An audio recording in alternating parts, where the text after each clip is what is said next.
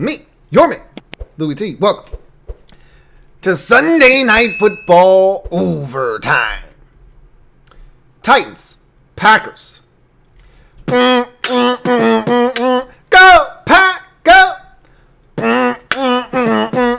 Go, Pack, go. 40-14, the Green Bay Packers romp the Tennessee Titans in a game that actually at one point was 19-14, and we thought we were going to have ourselves a ball game.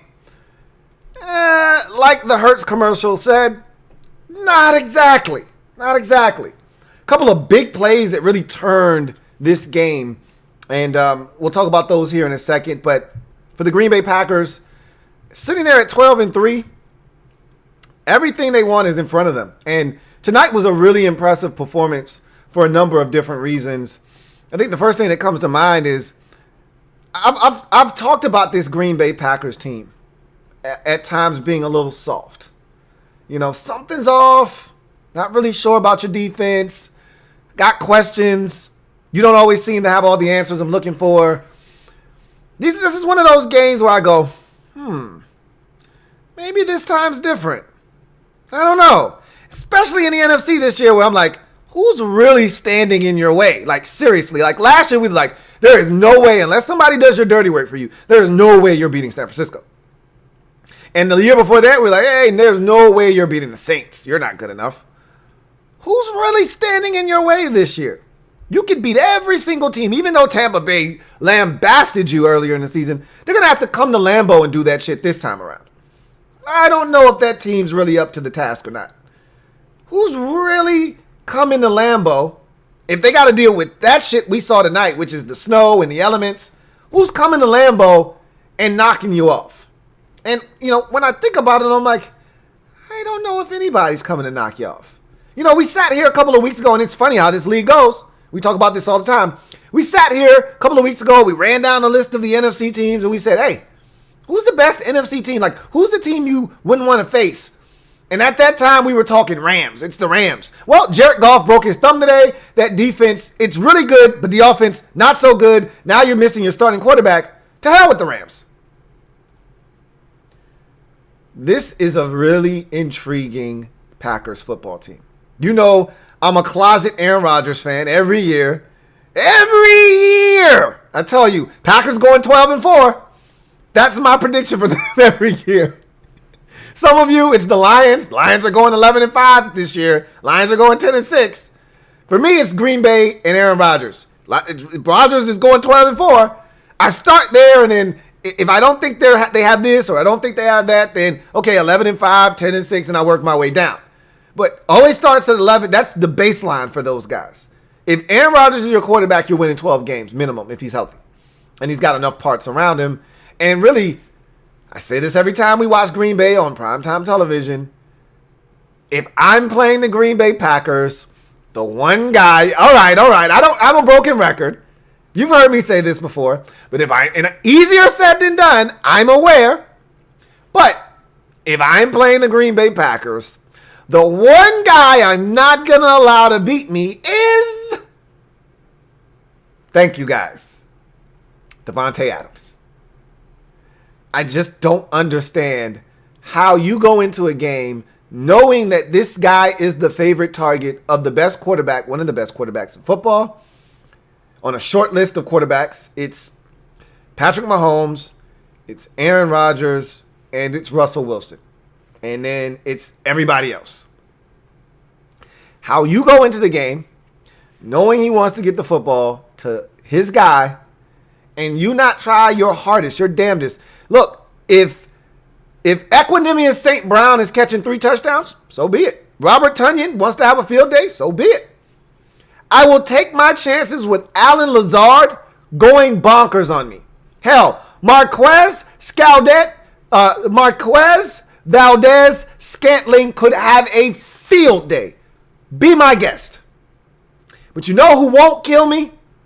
It won't be 17. And every week, we find ourselves looking up at the stat sheet, and 17 has another 8 grabs for 107 yards, or 9 grabs for 121, or 10 grabs for 147 or 11 grabs for 175. What did he have tonight? 11 for 142 and 3 touchdowns.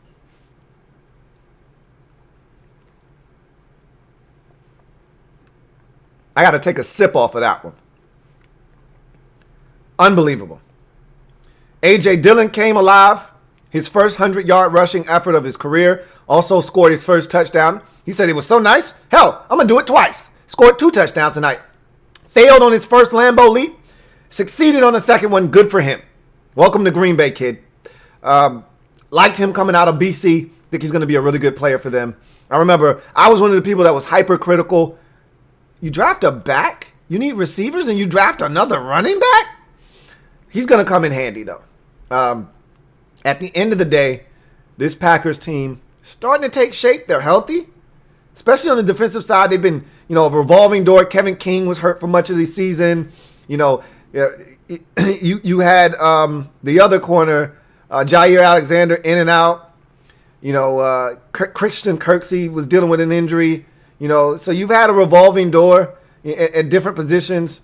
But now all of a sudden, everybody's back. Darnell Savage is playing exactly like his last name states. And this Kenny Clark starting to rev up the engine. Look, man. I was so disrespectful. I wasn't alone, but I don't like dragging other people into my mess. I'm not the guy that gets that gets busted by the cops for shoplifting with my 2 buddies. They get away or they're hiding and they get me. And I'm like, hey, they got us, man. Come on. Y'all can come out now. They got us. I'm not that guy. I'm not going to drag y'all along with me. But I wasn't alone. But I was really disrespectful to Rashawn Gary coming out of Michigan. Oh, man, I killed the Packers for that first round pick.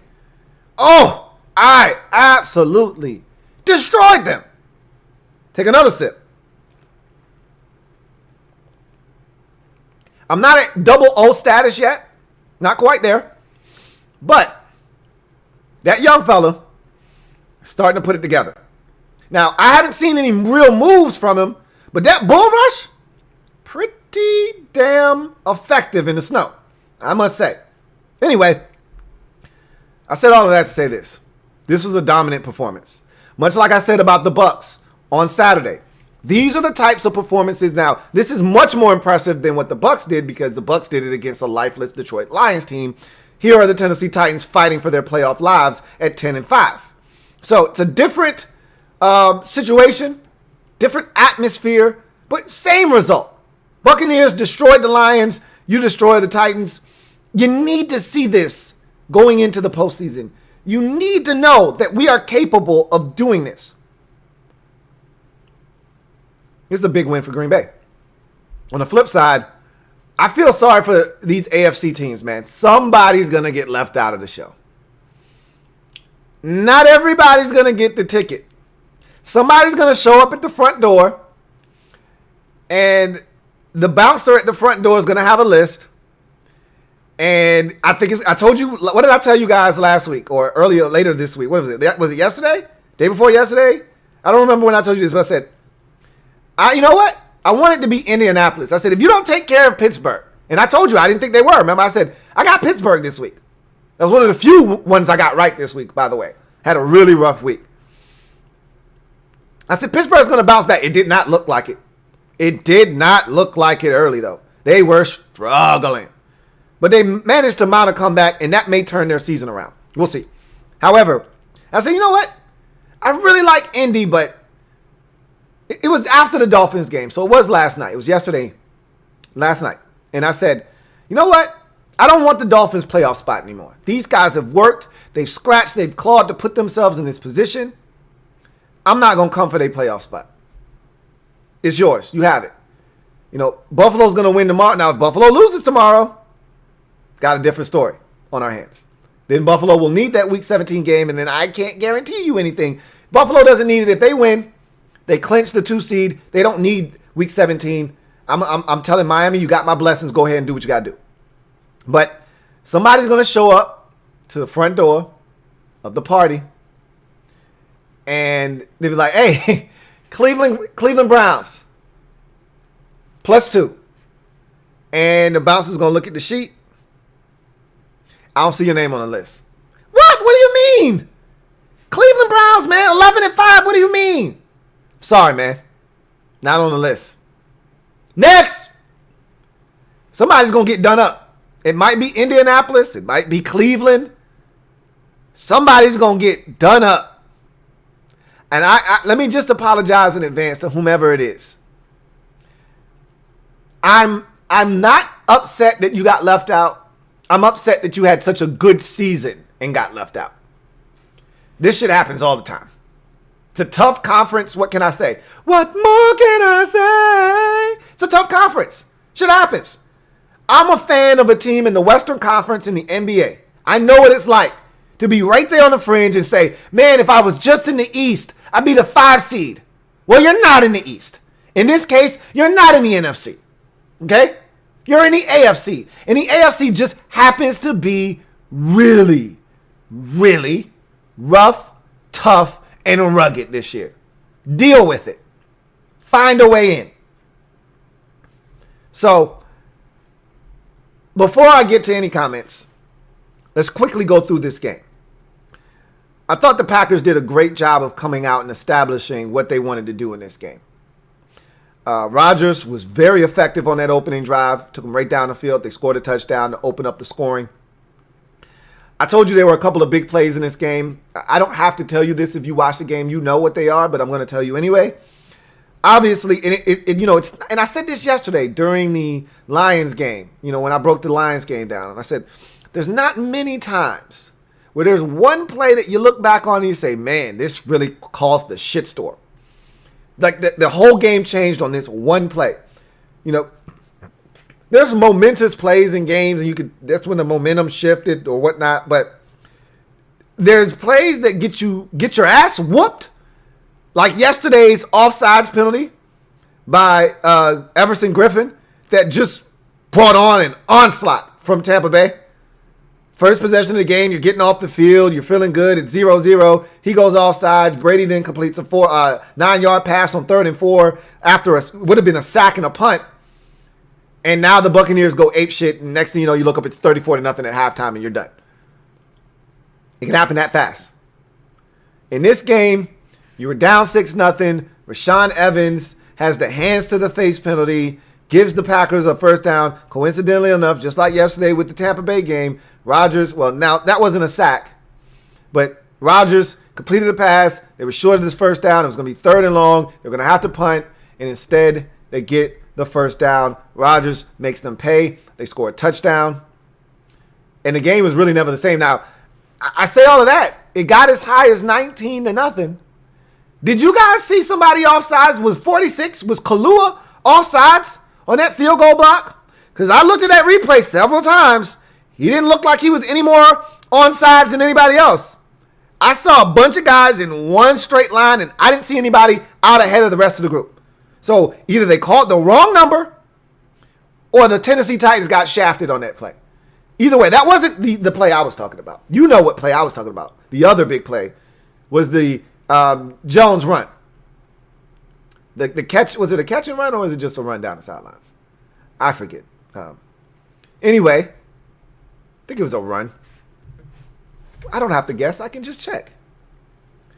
So, I think it was a catch. It might have been a run. Don't get me the line.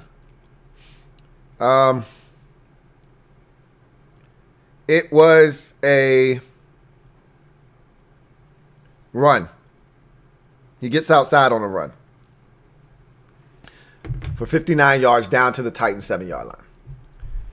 He stepped out of bounds first and foremost. And there's no doubt, and I thought Al Michaels did a great job of pointing this out during the telecast.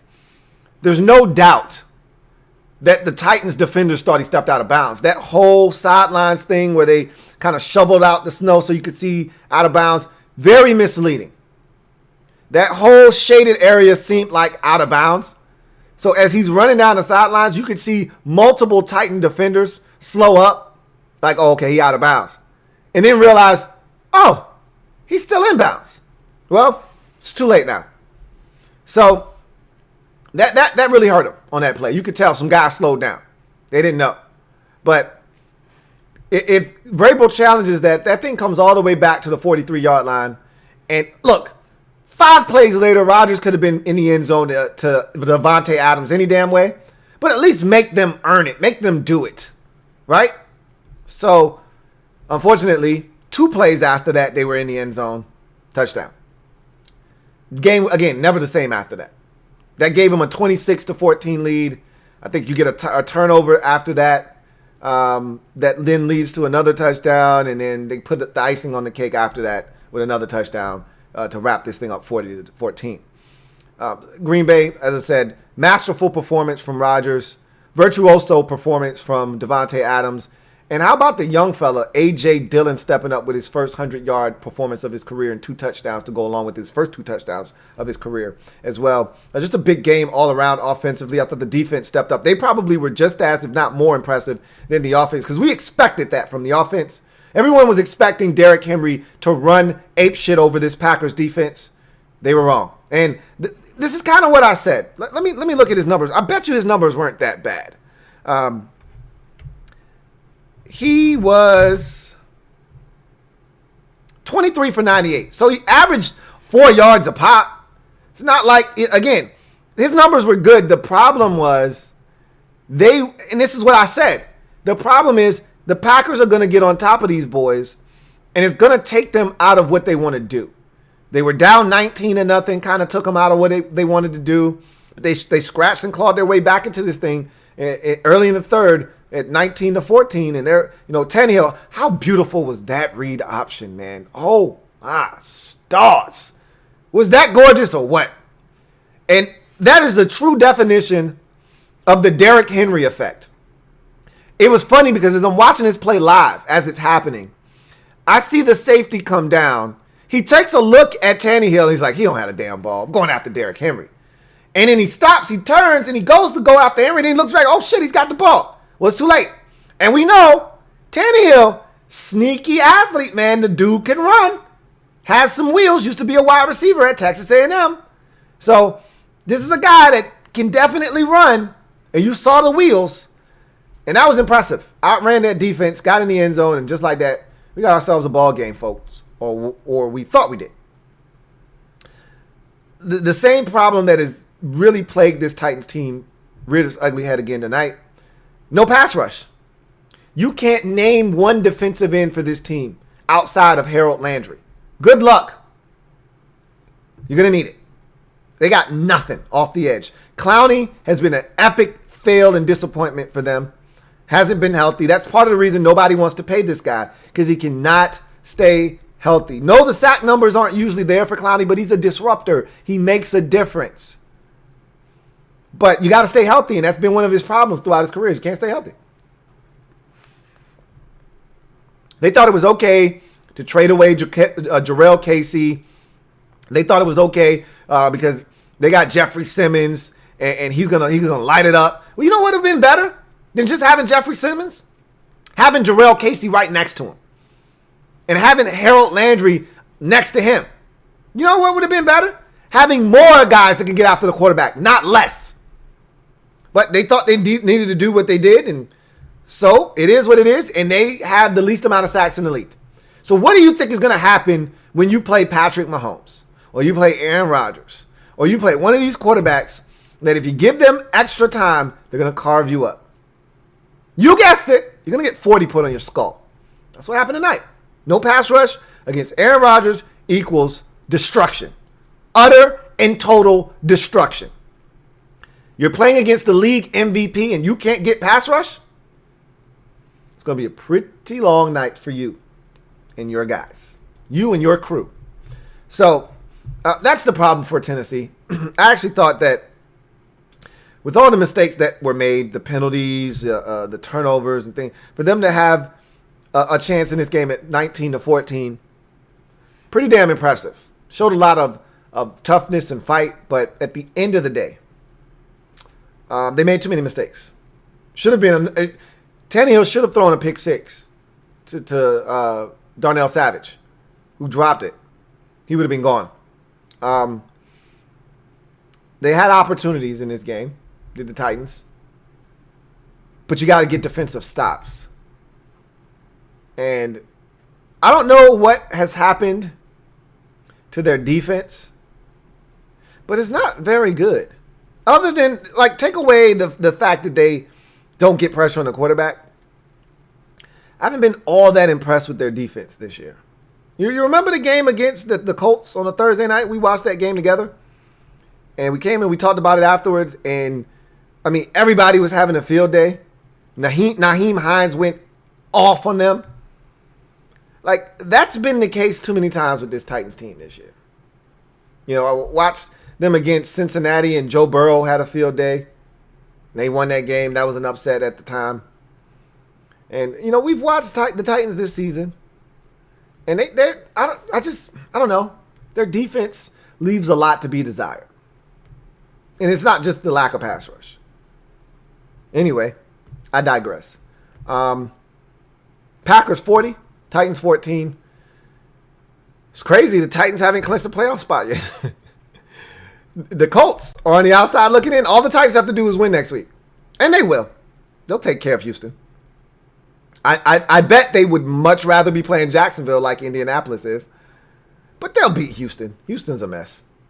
They'll win that game. They'll clinch a playoff berth next week. But, and I say clinch a playoff berth, they'll win the division.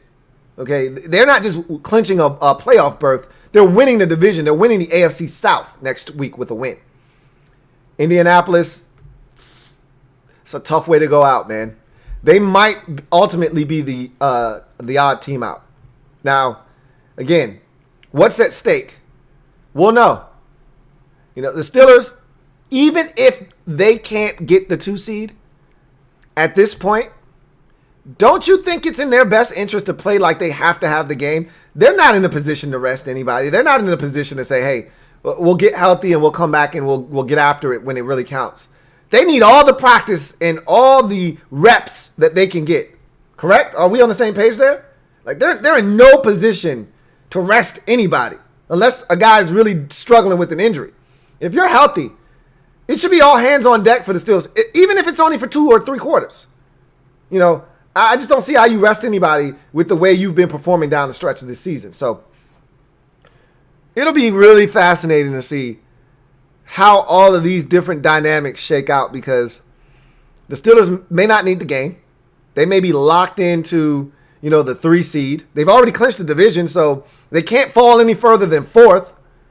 If you can't get the 2 seed, what difference does it make? 3, 4, 5, who gives a shit, right? You're still going to have to go through Kansas City when it's all said and done. So I can see Pittsburgh saying, hey, we're going to give our dudes a half, and then second half, who gives a shit? That may benefit the Browns. They may get the win, and they may get in, which hurts Indianapolis. Buffalo may say, hey, we got the 2 seed locked up. We took out New England on Monday. Steelers can't catch up. We own the tiebreaker with them. So we're the 2 seed. We don't need this game. Miami, do whatever the hell you want to do. We're good. So Miami wins. So they're in. And Indianapolis is still on the outside looking in, waiting just to see, can we have a shot? Who's up next? Tennessee. Houston, can you do us a solid? They're like, nah, can't help you, man. Sorry. I got Deshaun out here throwing to Justin Watson, man. I got nothing for you, bruh. Sorry. Understood. They couldn't even beat the Bengals today. Don't ask the Texans for nothing. Okay? So, I don't know. And Baltimore is playing Cincinnati. Not happening. Okay? They got one miracle off. They will not get another. So, Indy, man.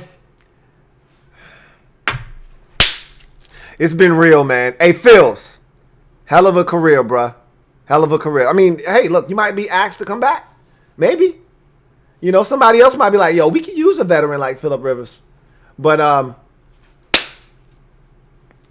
it's been real, Indy. I appreciate y'all making it interesting this year, man. And we had some good times. We really did. You know, remember that Thursday night against the Titans?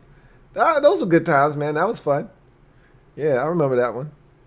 So, hey, I don't know. We'll see, man. It's going to be crazy next week. Anyway, I digress. Let's get to these comments here. Got a super chat from Got Any Grapes. Thank you for the super chat. Greatly appreciate you. This didn't feel like a murder, though. But technically, it qualifies. 25 or more. 40 burger put on the scoreboard. Didn't want to do it, but think there's been a murder. I can't think there's been. I think there's been a murder.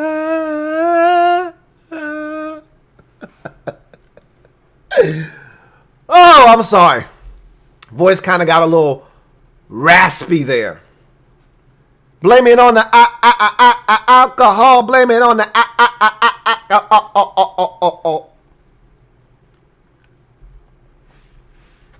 Thank you for the super chat. Got Any Grapes? Big Blue Rising. It's good. Appreciate you for the super chat. Big Blue Rising says, best week 17 incoming, Lou. Buckle up. Indeed.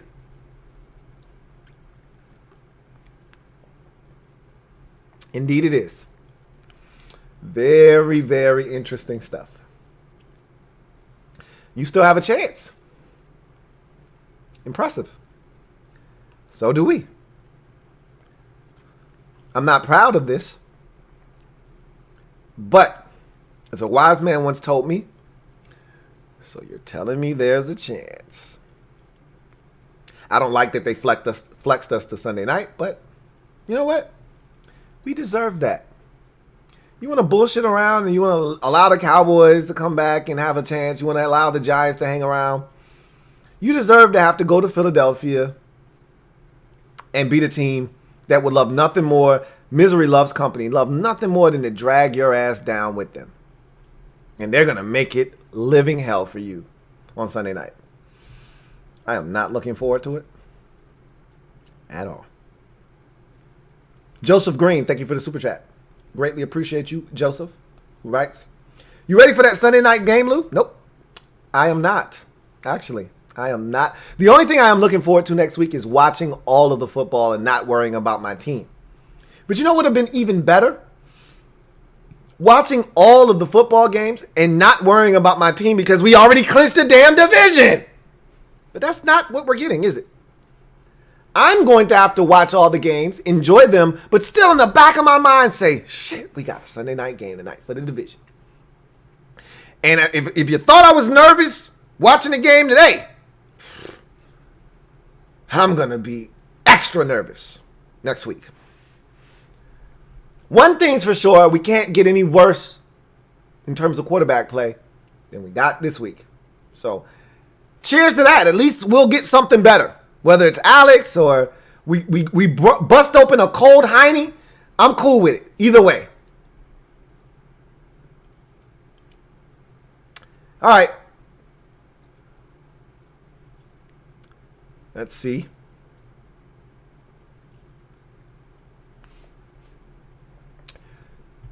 Azad Bilal says, people saying, who on the Packers going to stop Derrick Henry?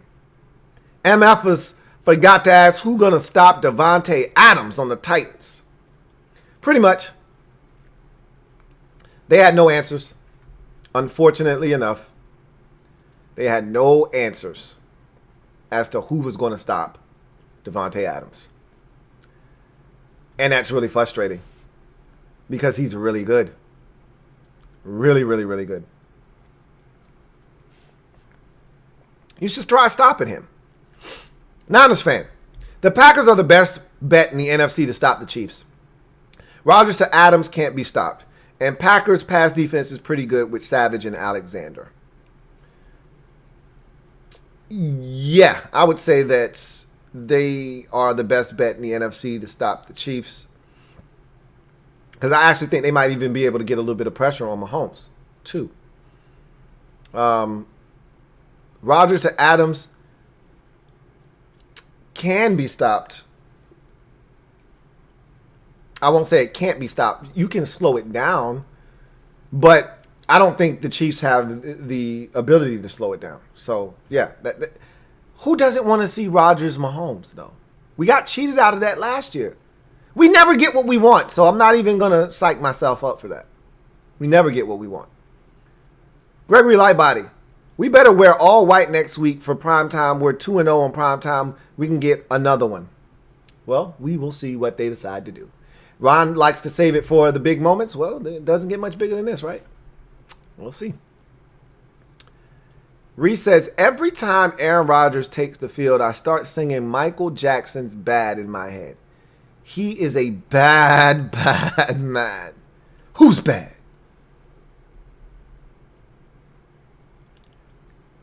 Let's see. Niners fan says, if the Titans offense starts out slow, they just can't win games for some reason.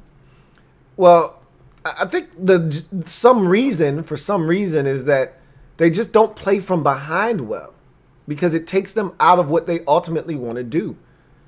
Like now there's this imaginary narrative that they can't throw the football if they need to. They can. But their offensive line isn't tailor-made to pass blocking. I thought that Chris Collinsworth kind of pointed that out. Like, sometimes they throw caution to the wind when it comes to their offensive linemen and whether they're great pass blockers or not. They're just like, hey, this guy's a mauler in the run game. Like their first-round pick, Isaiah Wilson, who is really going down the wrong road right now. Anyhow, I was like, this is a terrible first-round pick. I had a third-round grade on him. This guy is a terrible pass blocker. It was like, but he's a mauler in the run game. I'm like, that can't be the only reason you're drafting a guy, though.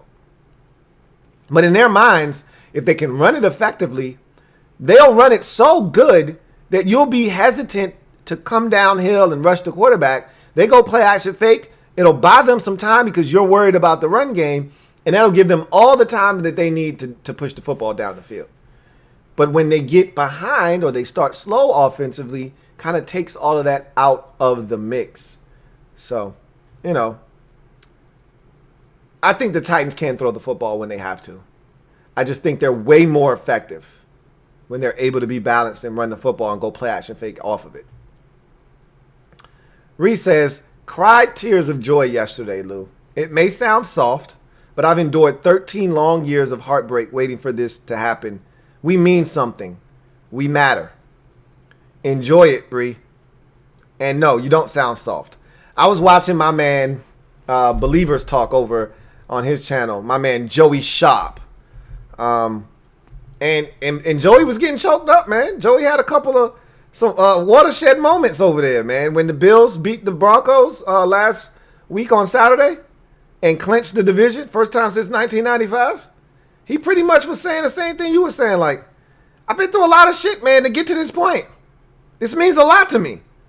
It's been 25 years since we've last done this. And a lot of bullshit in between.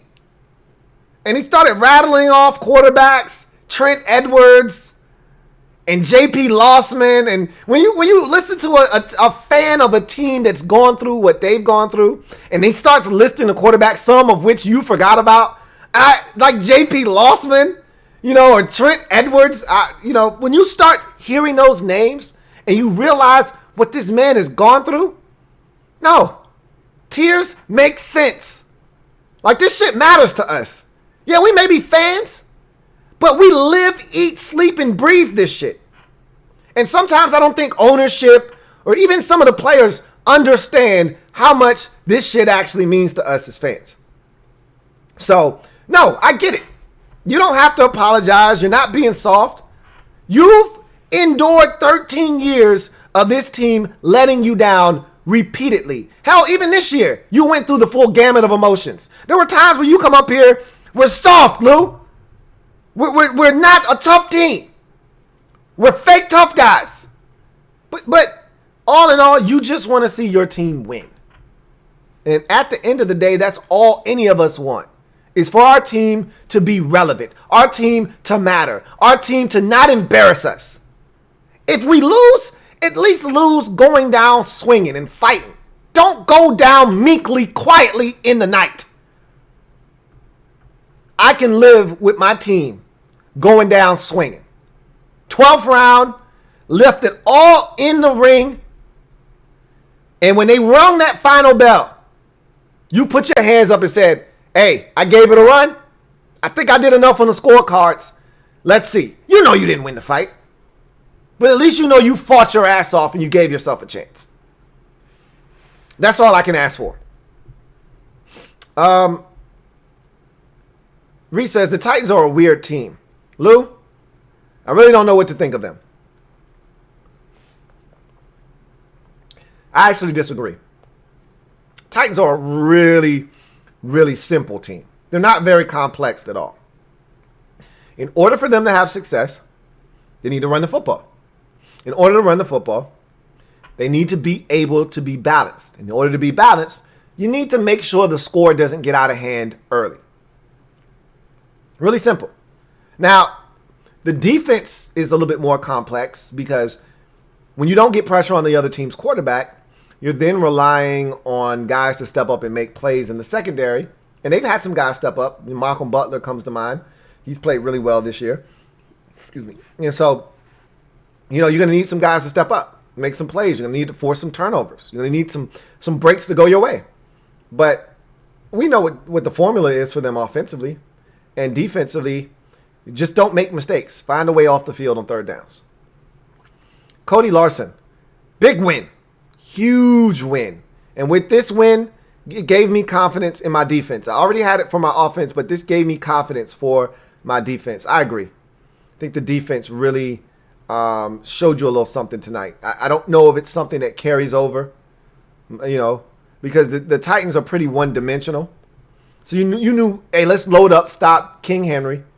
And it's like essentially cut off the head and the body will die type of situation. Cut off Derrick Henry and the rest of that offense will shrivel up and die somewhere. And they did for the most part.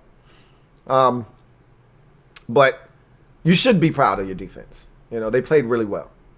Don't want to take anything away from them. Larry G's the best. I think this game put Aaron Rodgers, oh my gosh, Aaron Rodgers is your MVP this year. Mahomes struggled against the Falcons today. I thought, honestly, Rodgers was ahead anyway before this. Did you see his numbers? Cartoon numbers. At one point, 43 up, 4 down. Now, he did throw an interception. They threw 4 more touchdown passes. It's over. It's done. You saw your MVP tonight. Cody Larson. I'm sorry if I cannot be around a lot. I've had a lot of family issues recently, so YouTube has taken a back burner. And no apologies necessary, man. None at all. Family always comes first. And you catch it when you catch it. If you don't, you don't. It's all good, man. It's all love. I'm just glad you're here now. I'm glad you're here now. Baby K. Who else could it be but me? Your man, Louie T. Appreciate you, Baby K. Azad Bilal says, do you think A-Rod locked up? Yep, answered that already. He did lock up the MVP tonight. Larry G's the best. I feel like we can make it to the Super Bowl because I don't see anyone in the NFC beating us now. I agree with that. I don't think this is a strong NFC side of the bracket this year. There is no dominant team. I think you're the closest to a dominant team, and you're really not dominant. You've just got an offense that can be dominant. And for a lot of these NFC teams, a dominant offense is too overwhelming for them to overcome. So that's just the way I see it. Obviously, styles make fights, and you can get into a matchup that's bad for you, a team that can get after Rodgers. They rough him up a little bit early. We already know this Packers offense does not like being hit in the mouth. You smack them in the mouth, their mouth gets a little bloody. They don't respond, seeing their own blood with, bloody rage. They see their own blood, and they want to go home. So it'll be interesting to see if somebody has a good enough pass rush. I think the Saints, with Trey Hendrickson and Cam Jordan and, this guy Granderson is coming on. A team like that, if they could get after the quarterback, could be interesting. But, hell, even the Vikings put up 33 on them. Now, I said that like the Vikings offense isn't one of the better offenses in the league when they're clicking. But still, I just don't see anybody in the NFC getting the Packers number this year. So, Cody Larson says, yeah, Aaron Jones can go. A.J. Dillon is a beast. Whoa. Look, I know you can't pay everybody. And Aaron wants to get paid. A.J. Dillon is good. He's not Aaron Jones. Like, let's not act like Aaron Jones doesn't do a lot of things for your offense. A.J. Dillon isn't running a wheel route up the sideline and catching a 34-yard pass. A.J. Dillon isn't catching a arrow route over the middle of the football field and running for a 60-yard touchdown against a linebacker in man-to-man coverage. Let's not act like A.J. Dillon does everything that Aaron Jones does. They're not the same back. That being said, A.J. Dillon is a beast. He's a good football player. He's not Aaron Jones. Be careful. Aaron Jones is the equivalent of Alvin Kamara for your offense. Be careful. I'm just saying, be careful. Cody Larson says, I was critical of the pick, but I think from now on, I'm going to just shut up. Sometimes I feel the same way. Like, you know what? These guys know what they want, and what they have a vision for.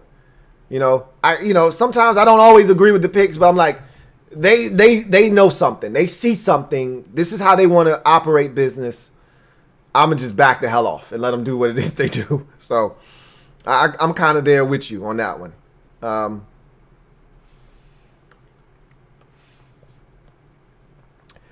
Reese says, everyone talks about Davante Adams. Mike Evans is 40 yards away from being the only receiver in history to begin his career with 7,000-yard seasons. Top 3 wide receiver in this league. I think he gets underrated, similar to Keenan Allen in the AFC, because A, he doesn't play on a really good team, and B, Adams is consistent with what he does, not from a number standpoint, because he's always dealing with injuries. When you go look at Davante Adams' career numbers, he's only got 1,000-yard season in his career, now 2 this year. But he's a tougher cover. Mike Evans, if not for being 6'5", Mike Evans isn't Mike Evans. Like, there's nothing special to Mike Evans. He's just big. He's talented, but he's big. Like, there are a bunch of catches where I go, not really much there. Like, he doesn't put any moves on you. He's big. You don't think he's that fast, and then he sneaks up on you with his speed. But and he's a hell of a red zone target. But, like, there's nothing special to Mike Evans other than his size. He got blessed with the ability that you can't teach, which is height. Davante Adams is not a burner. He's not a 4'4" guy. He's a 4'5" guy, which is why he was a second-round pick out of Fresno. There's nothing special to Davante Adams until you watch him work as a technician. And then you realize this guy is something else. His release off the line doesn't waste any movements. Like, I grew up watching receivers. Obviously, I played it very minimally, in high school, okay? So I'm not an expert or anything like that. But it's my favorite position to watch because it's the one that I played. And I had a coach that actually made it to the NFL. And so he taught us the final points of the position. And you see all of the shit that he was teaching us, you see it in Davante Adams. And you're like, oh, that's how it's supposed to look.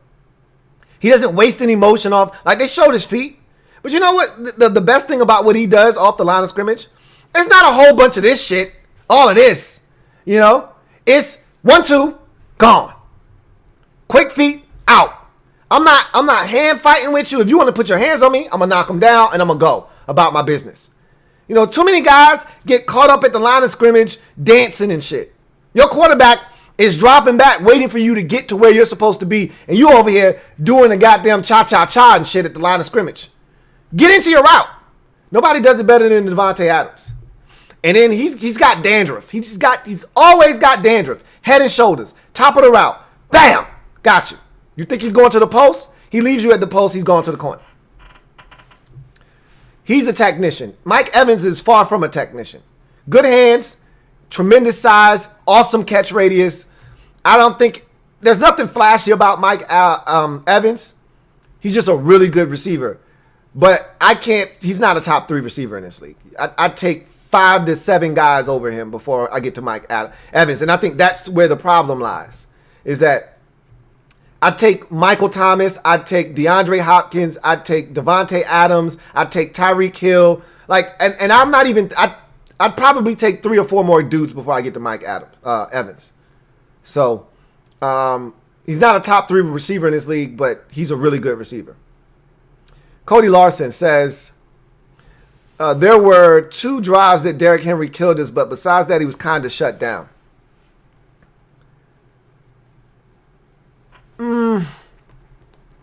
Yeah, but they needed more snaps. That was the problem. That's what Derrick Henry does, is he wears on you. You think you're shutting him down, and then you get the 54-yarder dropped on your head. You know, then he busts your head to the white meat shows with 1 run for 67 yards and a touchdown. Well, we were stopping him, but then you look up, and it's 27 for 167, and he's got a 68-yard run in there, and you're like, well, shit, if you take that 1 run, it's less than 100. Well, you can't take that 1 run away. And he never got to that. Maybe 5 more carries, and he would have gotten that 67-yard touchdown run. But he never got there. But that's Derrick Henry. You think you're stopping him until you're not. Jonathan Hankey says, I'm super pissed my Colts choked away a lead against the Steelers, Louie. Shaking my head. Yeah, man. I even tweeted out, I made an ass out of myself today on Twitter. I tweeted out, first of all, as you know, I picked the Steelers to win. I told you guys that last night, that they were going to win. They look far from a team ready to win any goddamn thing heading into halftime and even halfway through the third quarter. With the Colts, they just made too many mistakes.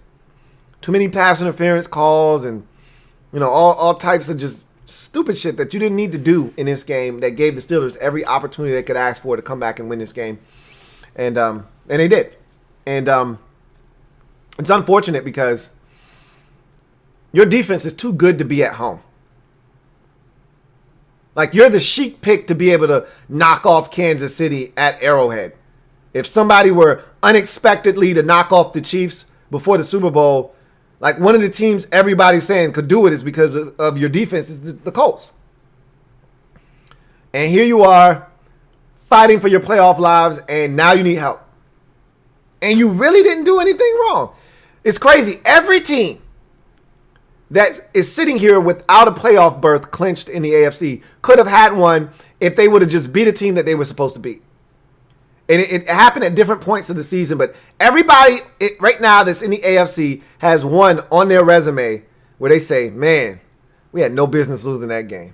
You know, you think about the Colts. It's week 1 against Jacksonville. It's crazy that week 1 Jacksonville gets you and you don't see them again until week 17. For the Browns, it's the Jets today. Obviously, they had some really unfortunate circumstances in that game with no receivers. But no receivers, they don't play defense. You know, what they allowed the Jets to do to them offensively today was an embarrassment. So the receivers don't play defense last time I checked. So that was disappointing. Excuse me. And, you know, the Titans, the Bengals game, like, you know, Steelers, the Bengals game, list goes on and on and on. You get where I'm going with that. Anyway, you should be leading the division right now. And you should have a playoff spot clinched right now. Instead, you are literally hanging on by a thread. And if everybody takes care of business, you're on the outside looking in. It's unfortunate.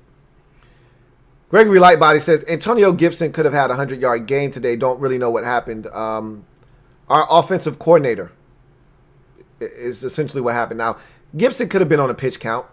They probably went into the game saying, hey, we don't want him to have any more than 15 carries, no more than 20 total touches. It would have been fun. It would have been fun to see if we would have got up early, how that situation would have shaken itself out. Maybe they would have gone to Peyton Barber a little bit more, but yeah. Larry G's the best. Mahomes ain't nowhere close to Aaron Rodgers. Give Mahomes the same offense as Rodgers, I bet he wouldn't do as much. I don't know about that. You know, I'm a Rodgers guy, so I'm going to defend Aaron Rodgers as much as I can because that's my guy. However, Mahomes is pretty damn special, and I get it. You know, Rodgers he doesn't have Tyreek Hill and Travis Kelce and Samuel Watkins and Mecole Hardman and Demarcus Robinson. I'm aware. I know. However, Rodgers has some stuff. I'm pretty sure if you gave Mahomes Devontae Adams, he'd be just fine. Devontae Adams and Robert Tonyan, I'm pretty sure Mahomes would be just fine. Like, all right, I got enough stuff over here. I'm good. So,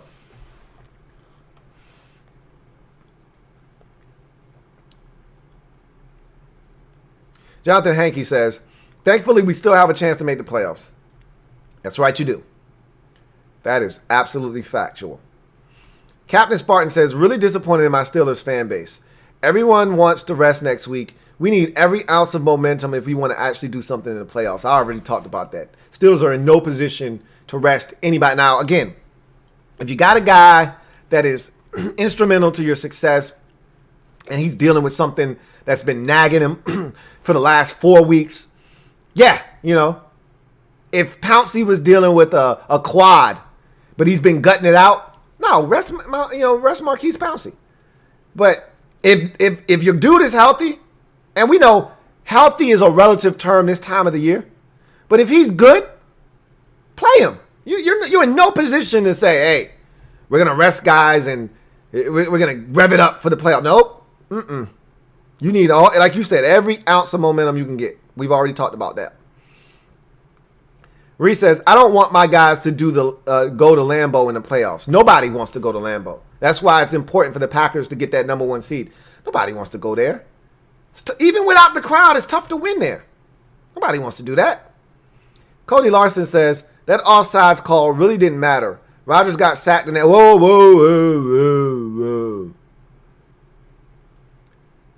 You say that, but they had to work for that 7. Rodgers got sacked the next play. First of all, I don't know why you didn't kick the damn field goal. It's 5 yards closer. Like, make it a 3-score game where that would have made it 22-0. Make it a 3-score game and make them have to score 3 touchdowns. But that's nor here nor there. It's a big difference. What do you mean it wasn't a difference? Yeah, they may have still gotten a touchdown, but they had to work for that touchdown. They had to eat up clock. How do you know that punt, that field goal block, and that subsequent scoop and run down inside the Packers' 30-yard line doesn't lead to a 2-play drive that results in a touchdown, and then you get a quick 3-and-out ball back and you score again before half? Like, that was a massive play. They only had time for one possession, the touchdown before half. They they kicked it off to Rodgers, and they ran out the rest of the first half clock. Changes everything if that touchdown is scored with 4 minutes left in the first half instead of 1 minute and 40 seconds left. Yeah, it makes a huge difference. You go 3-and-out after that, they get it back with 3 minutes left, and they go get a field goal. It changes everything. So you can't say it didn't make a difference. You're damn right it did. You're talking about 40 yards to 50 yards of field position. That sack versus that return on the field goal block. So no, they're not the same thing. Totally changed everything. MCGB says, Titans defense is toilet paper soft. Pat got no excuses not to go far in the playoffs if they get home field advantage. Lambeau is a different beast. I agree with a lot of what you said. I don't think the Titans defense is toilet paper soft. I do, however, believe it is paper towel soft. It's not toilet tissue soft, but it's bounty too. It's not like, great value, paper towels. It's not brawny. It's bounty. It's a good quality paper towel. Now, when it's wet, it's still soft, but it's not toilet paper soft. It's a little disrespectful. Cody Larson says, I thought Al Michaels also did a great job at pointing out that Jones' run was on the Packers sideline. If it was on the Titans sideline, it would have gotten challenged right away. I agree with that too. It makes a huge difference when, that team is right there. They see it. They know that guy's out of bounds. It was on the right sidelines. Packers aren't going to be like, oh, he stepped out. They're excited. And that was definitely a good observation by Al Michaels. Ree says, why do people bring up teams' records versus sub 500 teams? every team that makes it to the playoffs beats a lot of lesser competition, just the way the league is. Yes, the haves and the have-nots. How do you think all these teams get to 11 wins? Not by beating each other, by beating up the bad teams in the league. There's the lower class, there's the middle class, and then there are the elites. The elites feed off of the have-nots, the bottom feeders of the league. They destroy them. The middle class teams, they usually wipe the floor with them too, but they might slip up and lose to one or two of those. Not many. And then every now and again, you'll get a matchup between two behemoths, but it's rare. If you go through, let's look at Kansas City, for instance, since you talk about this. Let's look at the Chiefs. First of all, who in their division is any good outside of the Raiders? Nobody. So that's 2 freebies against Denver, 2 freebies against the Chargers. Now, I don't want to say freebies. It's family business. But the division's not good. Call it a spade a spade. It's just like the Patriots for all those years in the AFC East. The division wasn't any good. You knew they were going to win at least 5. Probably lose once to the Dolphins. That was it. Anyway, so they're going to take care of business in their division. They did lose to the Vegas Raiders once. But they're going to probably beat the Chargers in Week 17, and they'll be done with their division. And if they don't need it, so technically they don't need to play anybody, they may lose that game. But you get where I'm going with that. All right, so they play the NFC South. Carolina, they took care of business. It wasn't easy, but it's Carolina. They're a 5-win team. They took care of the Buccaneers. You know, I talked about that. Every now and again, you're going to get some middle-class teams. Got to take care of them, too. They did. And they beat the Saints. Beat the Saints, and they beat the Falcons today. Now, the Falcons game was a lot closer than a lot of people thought, but it's the Falcons, okay? Find a way to win. That's all. Nobody's going to be talking about this game 2 weeks from now. Just beat the Falcons, put it in the left-hand column, and we move on. So they did, all right? Swept that entire division. That's not a great division by any stretch of the imagination, okay? They took care of business. Now you look at the division that they played in the AFC, all right? So they played the Dolphins, Bills, Patriots, and the Jets. Do I need to say any more? Destroyed the Jets. Beat the Patriots. They got past the Dolphins. It wasn't easy, but they got past the Dolphins. And they got past the Bills. I rest my case. All right. Essentially, they probably had, out of all the games I just mentioned to you, the Dolphins have a winning record. The Bills have a winning record. The Saints have a winning record. The Bucks have a winning record. The Raiders twice, that's 6, have a winning record.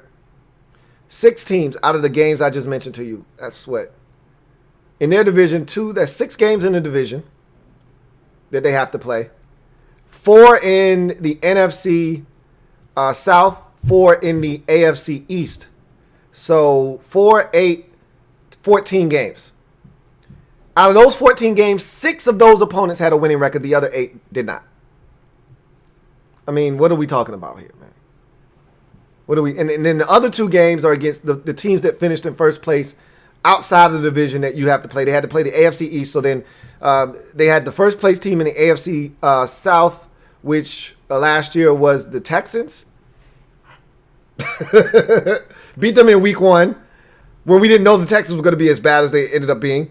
And then the other team that won the division last year was the Ravens. And they smoked them earlier in the season in Baltimore on a Monday night. So, again, out of their 16 games this season, they would have played 7 teams with a winning record out of their 16. Less than half of their schedule. That's what the league is all about. Okay? So, when anybody tells you that, oh, you beat this team or you beat... All you say is, look, I'm just looking to stack up as many bricks in the left-hand column. Nobody's going to go back sorting through the bricks. Oh, you only beat the Jets by 1. No, nobody cares. Nope. Got a dub. That's all that matters. That's all that matters. Captain Spartan says, how much more does Henry need to do before we can start having the Canton talk? Because it feels like he's starting that type of career. You know what's funny about Derrick Henry is he didn't start out his career playing a bunch. Remember, he was behind Murray, DeMarco Murray first. And then I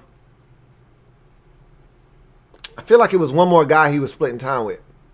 It might have just been DeMarco Murray for the first stretch of his career. Because remember, they had a decision to make. Re-sign one guy or let Derrick Henry take over. And they finally moved on from Murray and they let Derrick Henry take over. Felt like there was another back. I guess it wasn't. Either way, he's got like this Aaron Rodgers type of vibe to his career where he didn't necessarily start off the bell cow and he wasn't the guy necessarily. And, you're 3-4 years in and you're not quite sure what you got. And then he kind of exploded that last year of his rookie deal. Remember, he's not a first-round pick, so there was no fifth-year option. He's a second-round pick. So that fourth year was when he really started to emerge. Like, okay, I'm a beast. They had the franchise. Remember, he played under the franchise tag last year. He went off, and he finally got his deal this year. So, he's trending in that direction for sure. But he's going to have to stack up a couple more of these seasons. But he's already shattering all kinds of records and setting all kinds of milestones. Records we never even thought to think about. Like most 200-yard, 2-touchdown games. Like, who even keeps a stat about that? Who's even talking about 200-yard rush efforts? Well, you are now because Derrick Henry seems to do it on a regular basis.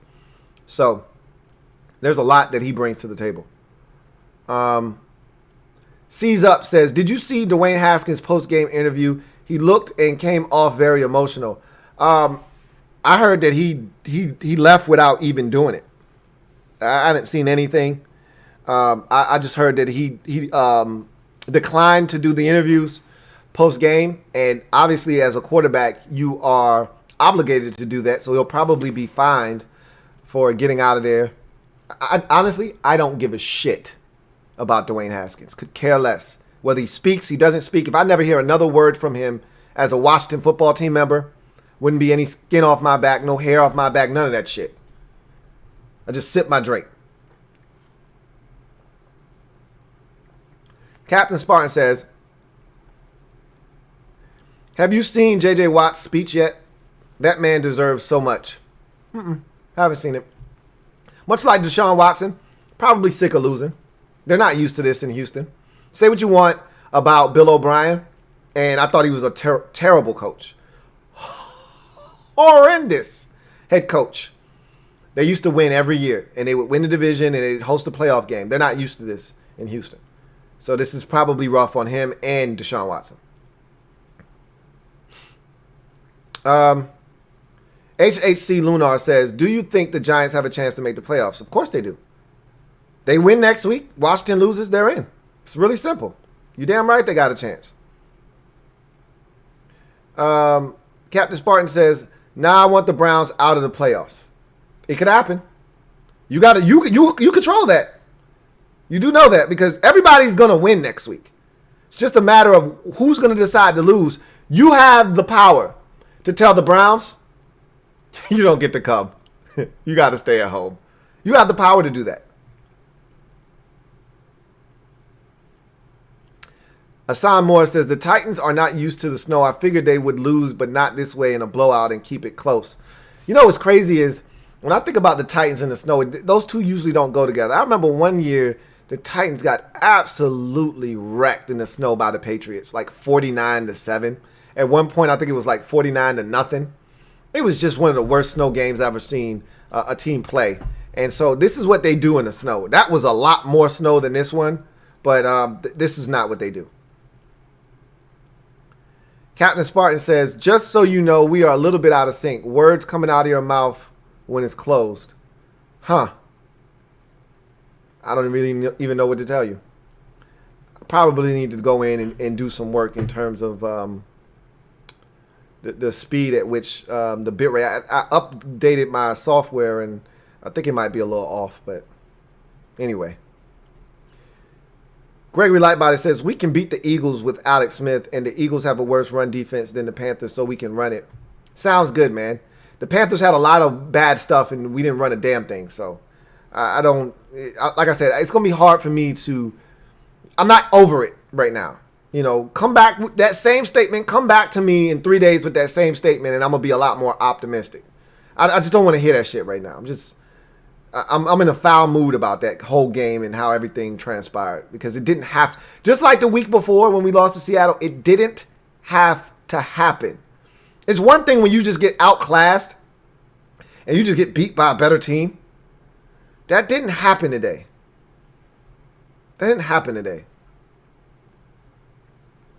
Black LB says, what it do, Lou? Sorry I missed your video of the Vikes and Aints game. I didn't do it live, so you didn't miss anything. That was a local video.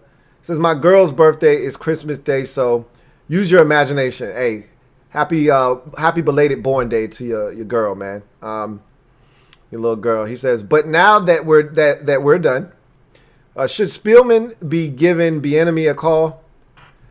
I mean, you act like Zimmer is gone. He just got an extension. Did I miss something? I mean, help me.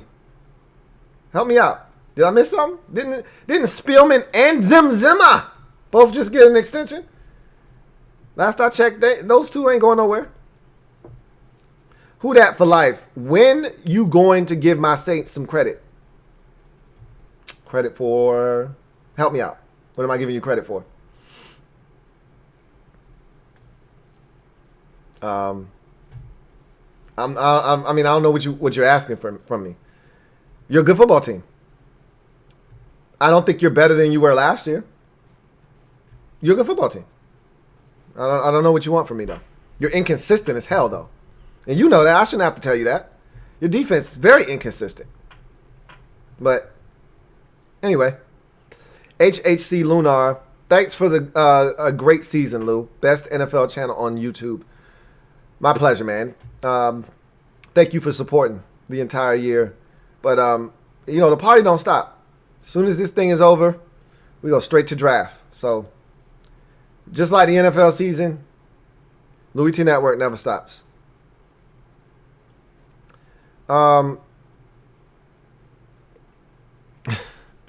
Captain Spartan says, since you a little tipsy, I'll let you know that we really appreciate you, man. Ain't nobody like you, and we appreciate all the hard work you do for us. Don't know how you do it all. I can answer that very simply by telling you, this is my life. That's pretty much it. Of course, I got a life outside of this, but just like you got a 9 to 5, you got to get up, you got to go to work, or you got to go to school. I know you do school. This is my life. Even when I had a 9 to 5, this was my life. I knew this was what I wanted to do. So every day I was working to get one step closer to doing this. And now I do it for a living. And I'm one of the happiest men on this planet because I get to talk about the game that I love every day. They say if you do what you love, you never work a day in your life. Truer words were never spoken. So thank you guys out there. Who that for life? AK is better than Jones. Absolutely. I'm not saying that they're equals. I'm telling you what I was telling him is that he's the equivalent of Alvin Kamara for their team. Alvin Kamara is Christian McCaffrey and Alvin Kamara. Those are your two best all-purpose backs in the league. And you could sprinkle in some Dalvin Cook, even though he doesn't catch it all that much. But no, those two aren't equals. But all I was saying was that for what Alvin Kamara provides for the Saints offense, that's what Jones provides for the Packers offense. That's all I was saying. Cody Larson says, you're right, Lou, but about Aaron, but we just can't really afford to pay a running back right now. I understand that. I understood where that was coming from. And trust me, That's why they drafted A.J. Dillon, because they knew they had some tough decisions to make. They needed to see this from A.J. Dillon to feel more comfortable not giving Aaron Jones his money, which sucks because this man has provided a lot for you, but it's a business. Somebody will pay Aaron Jones. Trust me. He'll get his money from somebody.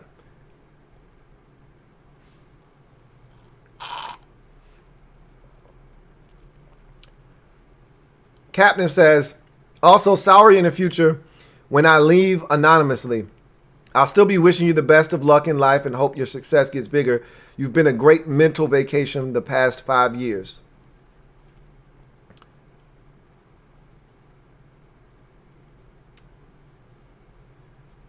Okay. Where are you going? Just a question. You can answer it or not answer it.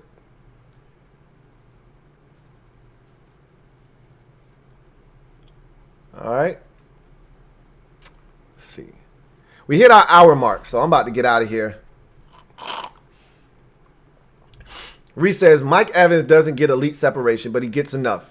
Richard Sherman himself says that Mike Evans is a nightmare to cover. He is because of his size. Because he doesn't have to win to actually win. A wise man told me about 5 years ago, there used to be 2 ways you separated in this league.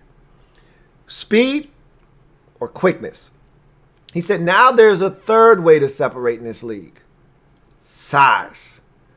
Mike Evans is the epitome of separating with size. This guy doesn't, like you said, doesn't have to create a ton of separation. Sometimes he does. I think a lot of people, he's deceptively fast. I remember when he ran at the combine and ran like a 4.52 or something like that, a 4.54 or whatever it was. I was like, whoa. Because I remember saying he's kind of got this soft body. And I said, yeah, he's probably going to run like a 4.6, 6.2. I didn't think he was going to be fast at all. And then he ran that 4.52 or that 4.54, whatever it was, and I was blown away. A guy that big ran that fast, that's scary. And I think some guys are lulled to sleep by his size and don't realize how fast he is. And so he can get on top of it. Like the Lions game, for instance. Ran right past the corner. Brady put it on him. Boop, touchdown. He can do that sometimes. He'll get behind you if you're not careful.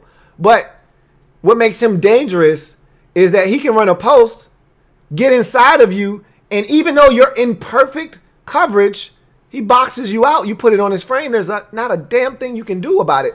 Or, this is why he's one of the best red zone targets in the league, is you get down there and he can box you up, post you up, and then the quarterback just throws it up in the air and he can leap up in the air and go and get it and stretch those go-go gadget arms and extend, and there's not much you can do. What you gonna do? He's a physical freak.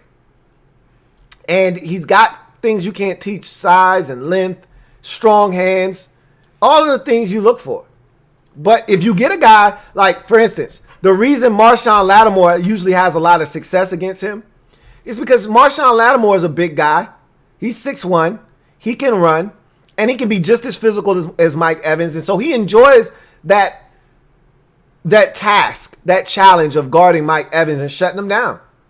And he has some of his best games against Mike Evans. Ever since Mike Evans pulled that bitch move on the sidelines a couple years back, he's always made it a mission to shut him down. And he usually is successful. When you get those types of corners, they have success against Mike Evans because he can't go anywhere. He can't separate from them. And then all of a sudden, when you get that 6'1" corner with athleticism that can jump and can time it up right, all of a sudden that advantage that he has, it doesn't exist as much. But you get that 5'11", that 6-foot corner with solid athleticism, but not great athleticism, that second or third round corner instead of that first round corner, that's when he'll dominate. But guys like Patrick Peterson and Marshawn Lattimore and Jalen Ramsey, they lick their chops when they see a guy. Like Dick Sherman, the reason it's a tough cover for him is he's not fast. So he's big, but Mike Evans can run circles around him. But with the guys with speed that can run and got size and they're physical, they'll stay in Mike Evans' hip pocket. And then that's when you see Mike Evans getting 3 passing OPI penalties for pushing off, or you see him at the top of a route struggling to separate. You get the hand fighting, and then it's an incomplete pass, and he wants to get up and look at the officials, and he's barking, and that's when he starts getting into that jaw-jacking competition with that corner who's talking shit, and they're going back and forth. But it's incomplete, though. So, anyway, I digress.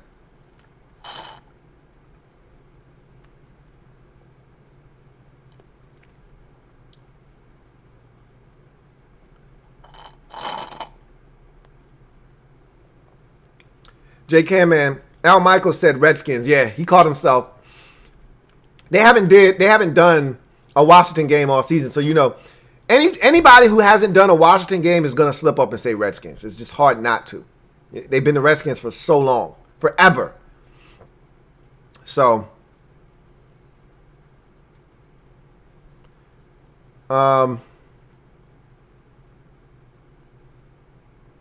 let's see. Oh, that's it. We can get out of here now. I'm gonna